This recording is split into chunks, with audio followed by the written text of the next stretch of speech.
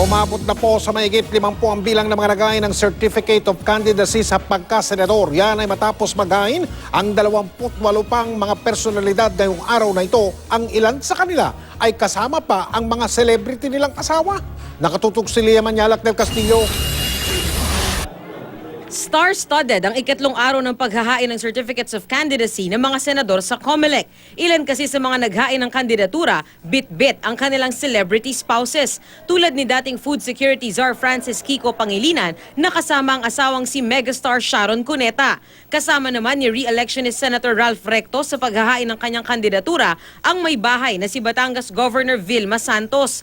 Si re-electionist Senator Tito Soto, bit-bit ang kanyang may bahay na si Helen Gamboa. Si dating Pampanga Governor Mark Lapid kasama ang asawa na si Tanya Garcia at ama na si dating Senador Lito Lapid. Si Pasig Representative Roman Romulo kasama ang asawang si Shalani Soledad sa paghahain ng kanyang COC.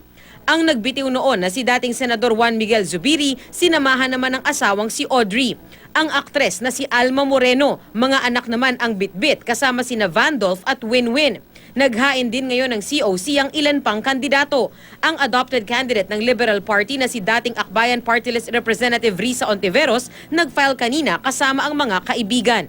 Ang COC ni Senate President Franklin Drilon, inihain niya sa pamamagitan ng kapatid na si Cesar. Si Valenzuela Representative Sherwin Gatchalian, naghain na rin kanina ng kanyang COC. Independent na tumatakbo naman si dating MMDA Chairman Francis Tolentino. Si Princess Jaisel Kiram, sinamahan ng kanyang nanay. Mag-isang dumating naman si retired General Romeo Maganto sa paghahain ng kanyang COC. Lia Manyalak del Castillo, nakatutok, 24 oras.